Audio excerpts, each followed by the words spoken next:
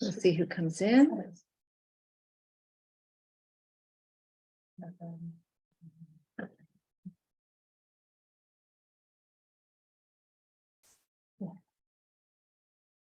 I'm going to call to order the Affordable Housing Trust for this evening. The first matter on our agenda is the approval of minutes from December 6, 2022. So move. Second. Any discussion? All in favor? Aye. Any opposed? They are approved. Mouse, have we been able to get everybody moved over? Thumbs up. Excellent. Thank you. The next item on our agenda is the small repair grant program. And there are some recommended changes to the program. I could go through them, but Kate, do you want I to will, just yes. take us through them? So the program had been put in place through minutes of the Affordable Housing Trust and also the application materials that Karen developed, and Karen is here, yep, to give to the applicants. So what we suggest is that we actually have a policy that outlines it, and there are a few changes. One of them is the waiting period. So there's a 1-year waiting period required from the date the last payment was issued before an applicant can reapply.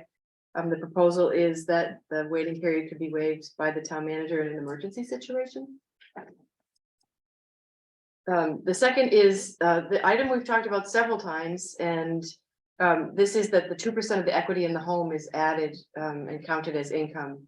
So Karen had reported that approximately half of all applicants fall out of eligibility because of this criteria. So I'm sure she'd be able to answer any specific questions you have to that, but we've talked about this off and on, and Yeah. that does seem to be, this issue of people maybe being in a house that's worth a lot, but their income. They're is still struggling limited, to maintain right. it.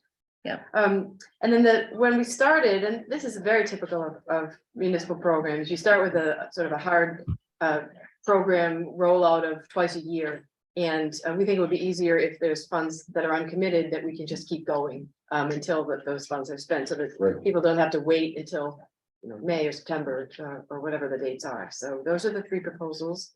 And that's also responsive to one of the other situations we've discussed. Somebody ends up in the hospital, they can't be released to go back home until certain situations are set up for them. So it would be able to support that activity. That's a great example. Yeah. All right. I think all of those were all items that have been talked about at various times here. Are there any questions about any of those? I don't have a format of a vote, but I would welcome a motion from somebody to adopt the policy as presented today with the materials. So moved. Second. Any further discussion or questions? All in favor? Aye. Any opposed? Unanimous support Yes. for our small grant program. You get to vote, I keep forgetting. Yes, you do get to vote. Would you like to Saw it, vote? I Kate? saw it. You did a little shoulder turn. Under Yes. breath. Everybody else voted. So the small grant program has been, I know, tremendously helpful to those who have been able to benefit from it. We look forward to seeing this expanded. And hopefully some new people will be able to take advantage of it to stay in their homes in Needham. All right, the next item on our agenda is the Needham Housing Plan, and we are joined tonight by Jean McKnight and Natasha Espada. So if you guys could come up and join us at the table. Thank you. So the housing plan has a lot in it. Yes. A lot of excellent ideas and things that will keep us, I think, busy for many years to come. So the first items are starting, and I know the planning board is taking up the ADUs tomorrow night, which is sort of one of the very first items. We're here tonight to talk about what items in there you've identified that you think may benefit from work through the Affordable Housing Trust and what recommendations you see for this particular board. So I'll turn it over to I'll start it. So we know that this was started in 2017. And when it started, it had a different mission and all of that. And it's been really successful. And there's all these things in the future that could make it even more successful. And so one of the things that we identified was that part of the success of the housing plan and this group is the relationship with the community. and creating partnerships and coalitions with entities that can provide guidance and advocacy for some of the things that are happening in the housing plan. So we've created a couple of recommendations, or we've created some recommendations that would help that, including revisiting the mission and to better define the roles and responsibilities of how do we implement the housing plan. As you know, we need accountability for the housing plan, and this group feels like it's a group that could really help us with that. The second piece is consider broadening its membership to bring in a wider range of perspectives and expertise. Again, if you have people that are experts in housing, others that are, developers, others that are planners, it could really help define what it can do. And then the third one is it identifying a role for the planning board and planning and community development department to guide the housing vision and monitor plan implementations. So it's all about accountability again. How do we make sure that everyone is working together? And I think, Jean, you were going to talk about additional Yes, recommendations. you may have noticed in the housing plan for each section, there were recommendations, strategies, and also further items for further consideration. And with regard to the Affordable Housing Trust, that it was suggested in the context of wanting to strengthen town relationships with, as Natasha mentioned, with other housing stakeholders, including realtors, lenders, developers, et cetera. At the bottom of page 77, it's suggested that in order to bolster local support for this housing plan, that the Affordable Housing Trust consider expanding its mission by adopting a mission statement that supports a diversity of housing opportunities in town. Now, the current declaration of trust of the Housing Trust is to provide for the preservation and creation of affordable housing for low and moderate income households. But the focus of the housing plan goes beyond what's considered affordable housing, and that affordable to persons at or below 80% of median. But its vision is to create housing opportunities to address a wide range of housing needs. And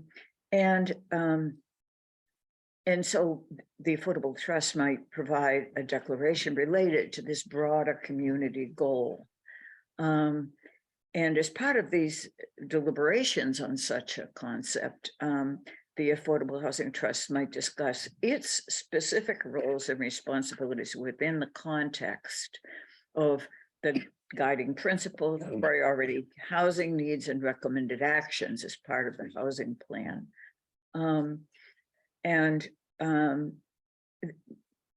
Another recommendation is, again, having to do with the charge of the Housing Trust, is to more fully utilize the considerable powers that are provided under state law, under Chapter 44, Section 55C, for housing trusts, to proactively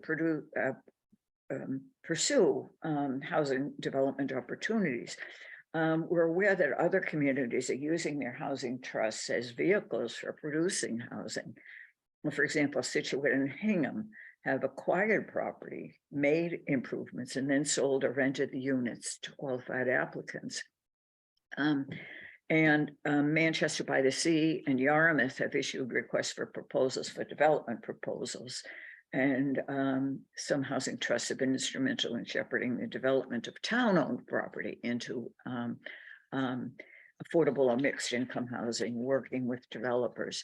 And that's a bold vision for the Housing Trust, but it is what some other towns are doing. And I'm sure you're aware that the League of Women Voters is proposing a study of Needham's Affordable Housing Trust Fund. It's in a stage now where a group is meeting to prepare a proposal for such a study. The proposal will be presented at the annual meeting of the League of Women Voters in late May. And then the committee will begin its work to actually study the Affordable Housing Trust Fund. But right now, and I'm serving on that group, to gather information to present to the League of Women Voters in late May. So there's a lot of impetus behind expanding the role of the Affordable Housing Trust Fund in Needham.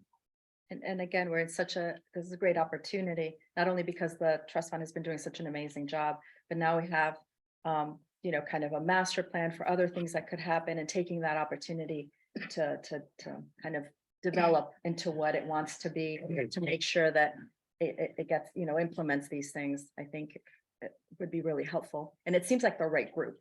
So we just want to make sure that, as you evolve and as it moves forward, that we give you some of the recommendations. Oh, I want to mention one other thing. It isn't actually mentioned in these few focus pages. But another, like who's going to do this is monitoring. I mean, we have a plan here. We want to see a certain amount of housing being developed in our town. And a certain percentage of that housing to be restricted as affordable.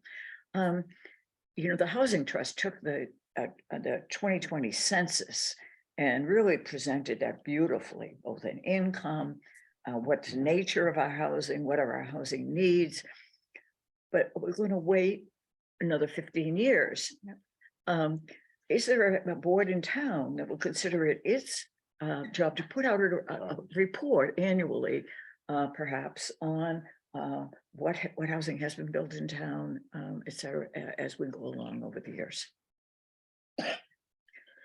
I'm sorry. This cough every once in a while pops up and doesn't want to go away. I'm a little bit intrigued because to some extent, some of those housing numbers are presented almost annually through the future school needs report. So that data is already captured there and is something that group looks at as part of the future school needs forecast. I don't think that's the right group to necessarily be the owner of it, but it happens you have the that is data. data that they Right, collect. if you have the data And that can pull be together. used. Yeah, Okay. good point, because you're from your service on the school committee, you're well. Well, aware of I'm this. still on the future school needs committee, so Wow. that's been a long time, many decades at this point. Jean, I'm curious, some of these towns that you mentioned, Situate, Manchester by the Sea, and you may not know, do they also have a housing authority, or is the town-owned land and they're working on housing on the town-owned land? Is that sort of their one vehicle for the town to do affordable housing? I'm just Frankly, I don't know. Karen might know, and she's on, Oh, I don't know, yes. Karen, if you know. Yeah. Yeah. Yeah. Yes, I've worked with the housing trusts of all those communities. And while they have housing authority, the work that's described is something that was done specifically by the housing trusts. So in Needham, for example, the money for housing that's in the community preservation fund has been by design allocated to support the Needham Housing Authority projects, right? As I understand it, a number of towns are taking those funds and giving them to the Affordable Housing Trust in the town, which is then doing the work on housing. And in our case, we've chosen to allocate it to the housing authority. So I was curious if they were doing both or just what you're seeing in other areas, if we know anything about that. These are communities where the CPA money has been dedicated directly to the housing trust. Okay, Yeah. so situation, I was gonna say, because I know as a group, we would covet finding a source of money for the housing trust that we could then use as seed money to use for projects, but figuring out how to do that is part of the work. Yes, it is. And that's something the League of Women Voters also intends to study. Part of that whole. Yeah, comprehensive wherever Yeah. those housing trusts got their funds. Got their funds, right? Other questions, thoughts? I just wanted to say, that recently we went to the MMA conference and most of the lectures that I attended were on housing, and I was really impressed, and it definitely got my mind whizzing away because the towns who were featured in those sessions were all towns that had used their affordable housing trust to really move affordable housing forward in their towns. With a varying amount of success. There were a lot of tales of frustration and difficulty. But on the whole, I thought that the idea was a really good one, and I guess I wonder if, you know, we could see a way down the road to establish some kind of self-funding. So for example, we have a piece of property that the town owns or that is donated to the town, that we could work with the developer to create rental housing Mhm. with an affordable component or all affordable, and those rents go back into the Affordable Housing Trust Fund and then help to move us forward with other projects as we go. Heidi, excuse me, would that be a public-private partnership or would that just be? I'm so new to this, I Okay. can say, but Idea. I do, but I think that there are a lot of really interesting ideas here, and opportunities. And so I think the way that the trust is set up has a long way to go, and we have to figure that out, but I just think it's a really good opportunity that we should, you know, not dismiss. Well, so I think the trust as it's set up doesn't preclude any of that. Yeah, And so it's a question of what we're able to do with the resources that we ultimately get in the trust and that we can play that forward. These sessions included a wide range of arrangements between towns and private developers, towns and public developers, who finagled a whole bunch of scenarios. I mean, I think it just, you know, there's so many moving parts, it depends. But I think that it's a really interesting idea and could really help here. Marcus? Yeah, I just wanted to, you know, agree with Heidi said, but I think the unconventional thinking is how we're gonna have to move forward in order to think of a different way and strategy in order to move this along in a way that will benefit us long term, but also to replenish or increase the stock that we have as far as finances with the trust. And finding ways to do that. And I feel like if we are going to do this and do it well and do it successfully, you know, learn from what other people maybe have not done as well. And then make sure that we don't make those mistakes, but also not to leave any stone unturned when it comes to this, because as we know, this is scarcity, it's a state problem, it's a national problem. But right here in Needham, how do we use this trust and people and experts outside? I like that idea of listening in, having people at the table that do this, you know, that are part of this, and this is part of, you know, their expertise. I think that's important, but any ways in every way that we can figure out how to add, you know, more finances and then to make more changes and meaningful change that is going to last, and not just do it and then we're stuck again and we don't have the finances. But how are we replenishing this and how are we, you know, increasing that? And it's going to take a lot of work from all of us, and appreciate that the group, the committee that helped do all of this and to get where we are right now. So I appreciate you both coming in.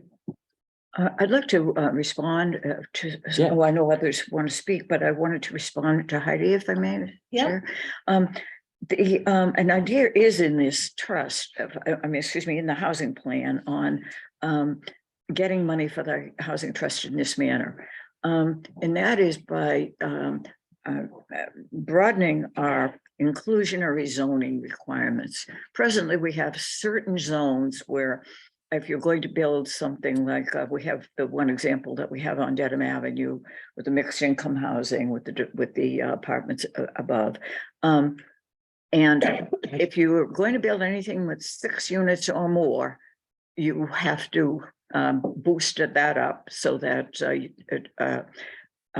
for every 8 units, you have one affordable. It's 12.5% is the standard we're using.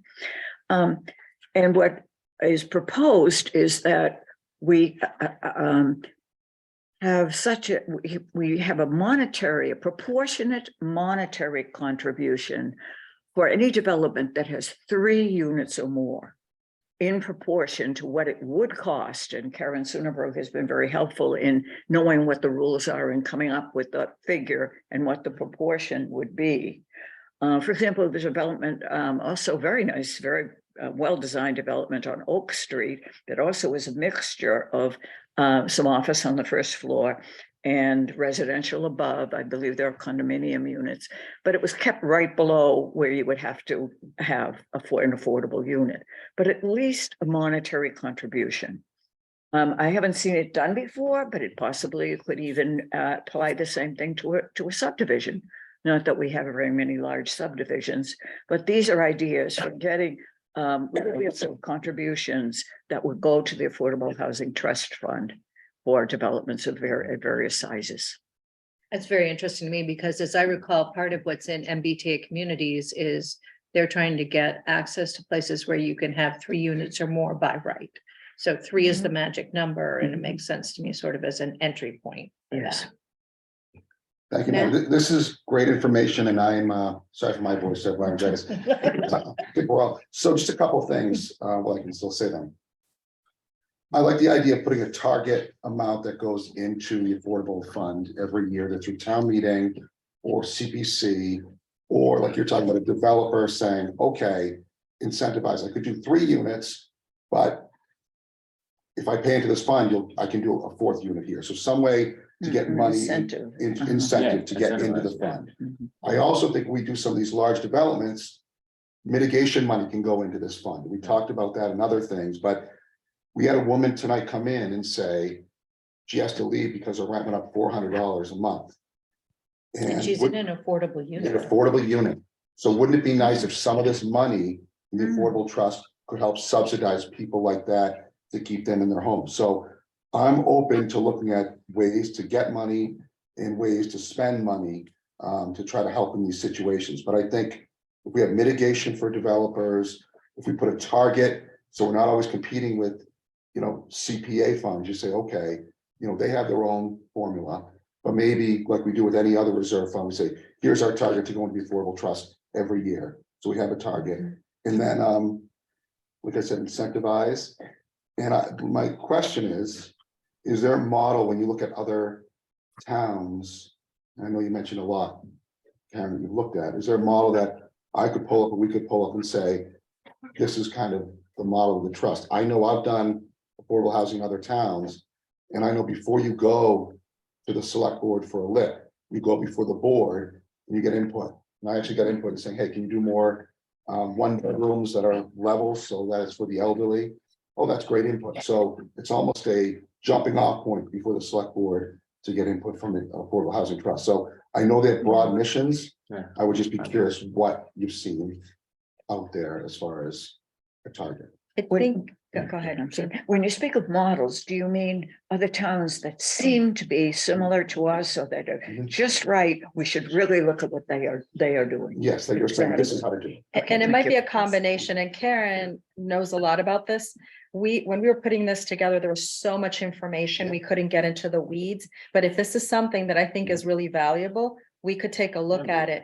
And come up with, Karen can come up with some of them. It might be that it's a hybrid of 2 Yeah, towns, right? sure. No, But that's fine. We'll I get think the this best. is something that we could tell you what their composition, the mission, the composition, and any other information so that then you can have all of that and start thinking about what makes sense for Needham. Right? I think the goal would be, to pull from as many places that are doing it right and that can help us establish something that will be top notch and something we can kind of run with. So having FTBOB time to do that, I think that'd be great. Sorry, Mary Ann. well, I'm hoping the league study will be Yeah, able we'll to figure help it out. organize that. Right. But we can at least put something together in the meantime from all the information that Karen has. And maybe we can have a couple of people that are interested in looking into it a little more, just to get it kickstarted. Yeah. Because we have all these possible opportunities. We don't want to lose them, right? Right. So, and we want to make sure that we can contribute as much as we can.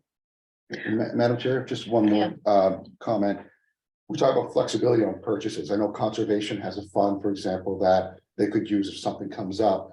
This could be a place where money could be in the trust, and then if something comes up, you don't have to go Mhm. to town meeting to the CPC and say, hey, we might lose this parcel. I know there are not many parcels we probably could afford, but you never know. So it might just be another way to get money in the fund that gives us some flexibility for some type of either purchase of a unit, which I know we've done in the past, or other towns have, or parcel of land for affordable housing.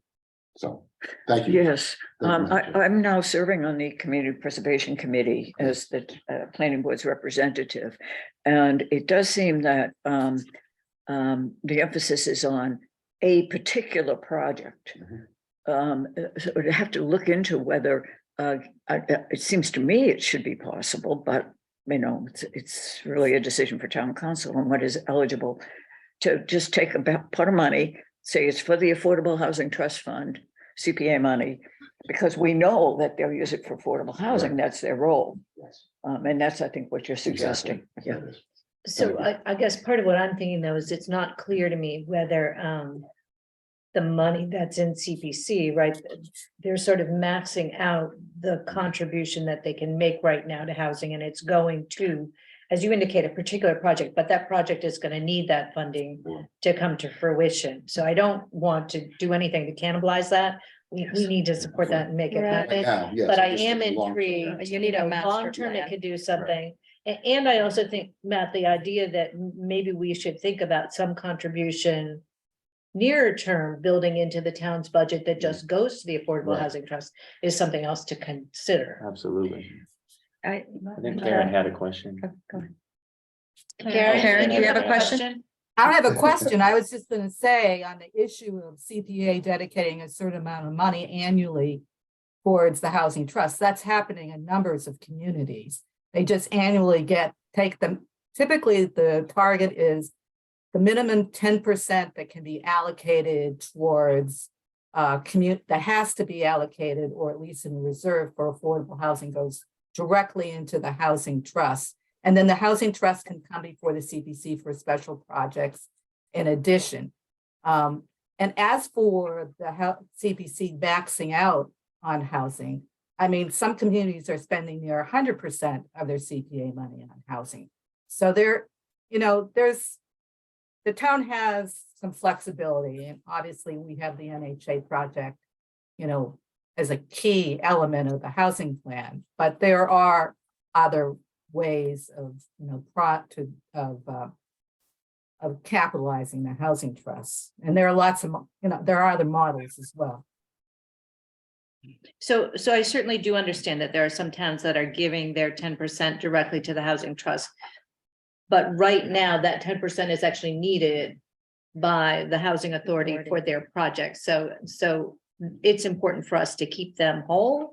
And we need to think about this maybe in a little bit Outside the different box, way yeah. to fund further. So Yes, Jean. and I'm also, this housing plan sets as a very high priority support for the initiatives of the housing authority, no question. Yeah. Right.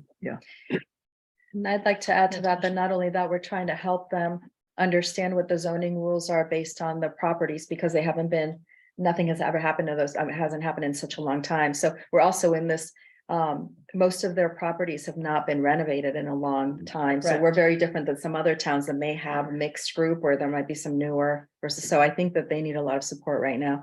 But one question that I have is, I know that there are some larger projects that could be happening in the near future that may be donating or putting money into it. And so just wondering, just making sure that that we maximize that money and that we invest it wisely to make sure that, because when you get big chunks like that, I don't know how it's run, but I'm just bringing it up that it would be good to just review how that money's being invested or not. I don't know if you use it every year or if who's in charge of it, but we might also. the money that's coming to the Affordable Housing Trust right now. She's asking about the balance in the fund and how it's actually invested. Thank you. Yes, Dave can provide. and that's Dave, something. is that something that you can help us on? Yes, I can provide information to the town treasurer at a future meeting. At a future meeting, okay. The only reason I bring it up is if we're getting larger sums amount of money, then you might want to have a different strategy and capitalize on that as well. Again, I'm not in FinCom, but I just wanted to be mindful that things are changing. So as they change and they expand, then maybe Change with it. you have to change with it and kind of take advantage of the opportunities. Thank you, Natasha. The town is usually pretty good about paying attention to I know. that, but yes, it is worth double Can't hear it too checking. much. Yeah, you can't hear it too much. Yeah. Would there be any option putting a surcharge on knockdown permits? That would go into affordable housing trust? I don't know if know. the I don't town know could do that that. that's, that may require some Well, kind of there's a lawyer. state, state approval Right, for okay. a change like that. I know it's suggested surcharges on property transfers over a certain amount, and some towns are seeking estate bills to allow that. Certain things that seem like good ideas, but then you look and, oh dear, you need a state law, Right. legislature to approve it. Overall petition. Petition, exactly. That's idea for Yeah, incentivizing. yeah. Or Um, reserve fund. One challenge we're going to have coming ahead, and I'm not sure how the Affordable Housing Trust Fund will come into this, is our goal for affordability for inclusionary zoning is 12.5% of the units have to be affordable. You know, 8 units, you have one affordable. The state is saying to comply with the MBTA communities law, you can't go above 10% unless you file with us a report done by professionals who really know the numbers on how it is still economically feasible for developers to build with a 12.5% affordability. So I think we'll face with funding, a study along those lines, so that and get that done in the next year, so that we can bring before town meeting, when we bring the initiatives of the MBTA Communities Act, we can say that the state has approved us to have 12.5%. So that's something we'll need to do. We'll need to do in the next year. I have a question about the implementation piece.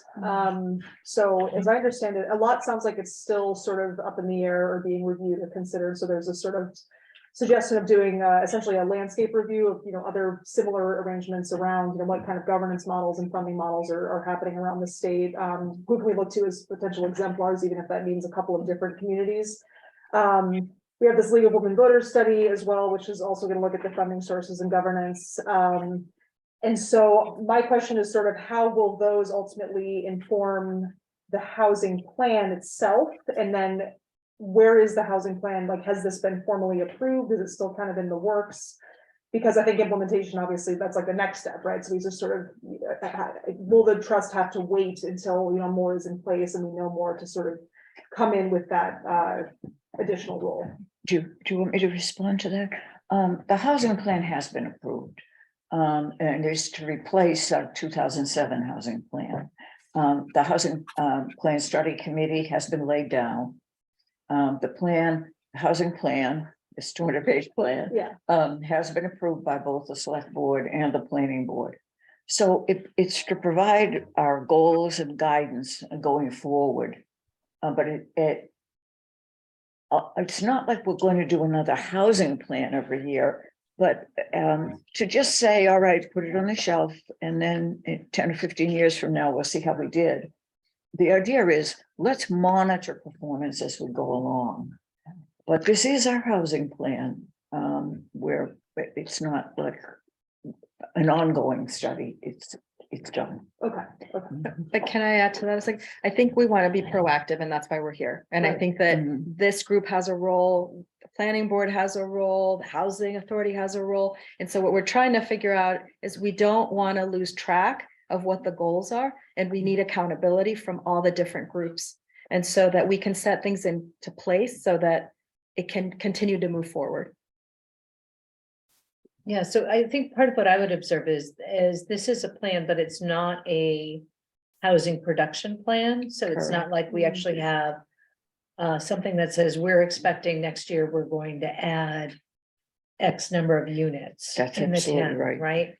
And because we don't have that, then the trickle down from that means this number of residents, it means this number of school children, it means this to the sewer system, and the water and blah, blah, blah.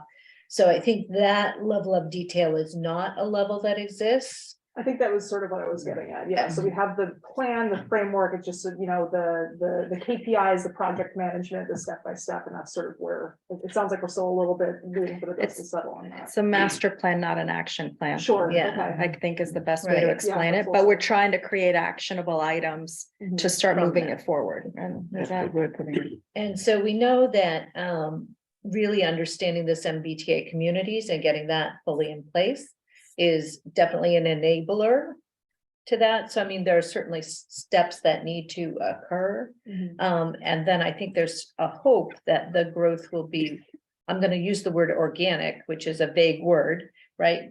But because it can happen at a certain pace that hopefully is not too slow, not too fast, just right. I don't know how to describe that other than not too slow, not too fast, just right now. But in such a way that the schools probably will stay just about full, right? Otherwise, without some housing growth, we know that school population will be declining, so that it would permit us to keep those just about full. Those kinds of implications. And I think we don't have a good handle on that yet. I think there's going to be more work to be done to get to that level of understanding. I think a threshold issue is gonna have to be, is this the correct constitution of the Affordable Housing Trust, right? Right. I mean, the select board members are very busy. Yeah. And so we're now meeting twice a year.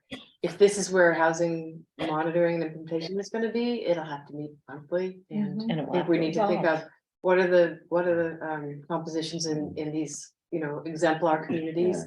And, should we be expanding? Should we be switching out? So I think that's really, Expanding that could would be probably that really the next step is, who should it be? Because twice a year isn't gonna cut it Oh, in terms of, Yeah, Yeah, taking these recommendations and saying, okay. how are we doing? especially not if there become active projects within the purview of the Affordable Housing Trust.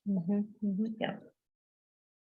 And just to let you know, also the composition that created the document had different constituents from different parts of town and different groups and different elected committees. And so we had FinCom, we had school department, the one that I was looking at, which was capacity. And there are things that we could determine and things that we couldn't determine. It's all based on projects. So that's what we wrote in here, is like, these are things that we do know. These are things that we need to find out based on projects. And but it was cohesively reviewed by a large group of the town leadership. And I know Marcus and Heidi served on Right. it. Yes. Yeah. Other questions? Yes, if I can downshift slightly into the weeds a bit. Page 57, you talked about the safety at home program that was for CSB. Do we used to do that? Did this trust do that? That's what I seem to indicate in the report, and said you should bring that back. So, And So Karen that- and Lee know more than. I'm not sure. Certainly the small grant repair program covers that, I believe. We There- did, There's service where the county offered a service, is that this one we're talking about? You said page 57? yeah, 57. Trying to get to it, hang on. the Council on Aging and the Department of the Public Health Department actually managed that program with a special grant. The question is, because it seemed to be a worthwhile program, should the town reintroduce that particular project? So that's what's included in the housing plan. Oh, okay, with the Affordable Housing Trust, right, that wasn't, It sounds like it was the Council of Aging that was running it, but it Okay. doesn't currently run it. yeah, right. So is it something that, who would, I guess, would it be Kate, Kate, would you be, or would it be the trust that would recommend restarting that if that's something? Or we can find out what it was and we Yeah. can Yeah, okay. read up more on it and see why they stopped it. Yeah, absolutely. Okay, It Yeah. looks like, it Ran out of was money. grant operated at the time, so it probably got used up, but it's Yeah. interesting that it focuses on trips and falls. Mhm. So, Right. yeah, Okay, and Yeah. page 70, I think we also talked about the Stephen Palmer, but. Yes, certainly that's the the project. Affordable Housing Trust. That the town, yeah, that it may be that the Affordable Housing Trust Fund could take the lead in what we expect will be, a focus on, who knows, the replacement of redevelopment, renovation of the Stephen Palmer as an affordable housing resource, but that's facing us in the next few years, of course. Kate's point, we're meeting every week now. Yeah. Yeah. Supplements. Thank you. any other questions? Karen, if I could ask you, with respect to the woman who came in earlier this evening about her rent increase. I understand that you have some kind of a schedule from the state of the rent increases that were permitted. Mhm. in affordable units. Mhm. Could, if you could send that to the town manager, Which that project? would be was great. it? So it was at the Kendrick. Well, they Okay. get to raise the rent every year based on the formula that's set by the state. They actually come to the town and to the state when the new HUD income limits are issued. And they say, here are our calculations, do you approve them? And, you know, the fact is, they're able to raise them based on all the regulations, so. Yeah, it's like when affordable housing doesn't become affordable, and a lot of people are really struggling to stay there. Yeah. Which So, is- yep, it would just be great to have the actual data for what's been. I'll send you approved for the ne- rent limits for this year, but they'll change in another month or so. Oh, so do you have what it's going to change to? No, because the HUD income limits for 2023 haven't been issued yet, but we have the ones that are currently in effect. As long as the 2022 income limits are effective.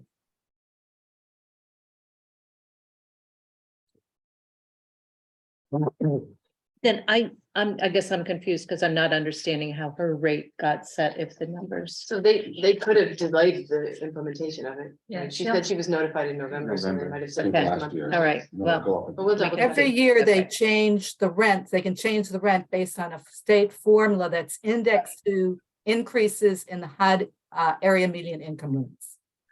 Yeah, okay. Great, great. Anything else? No. Do we have any other items? That's I the don't last one. think we do, right? Yeah. Yeah, we do. Madam Chair, move we adjourn? So I will just note for people that we do have a next meeting date that's here. All right, hopefully it's on people's calendars, June 7th. FYI, We could gather some information before that. right. Okay, so we had a motion to adjourn. Did I hear a second? Yes. I heard a second.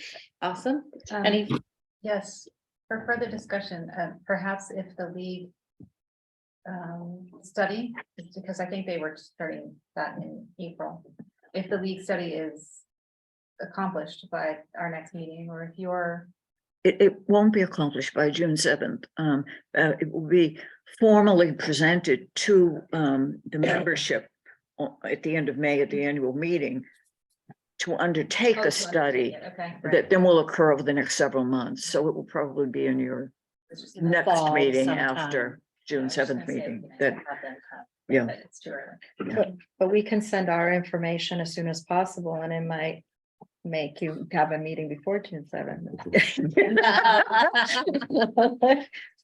And thank, Alright. I know. Sorry. everybody to vote to adjourn, but I just want to also express thanks for having us meet with you. Oh, we're glad you were able Thank to you. come tonight, Thank you. absolutely.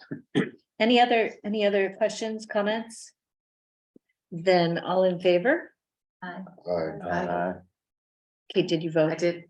Any opposed? We are unanimous and we are adjourned. Thank you. Thank you.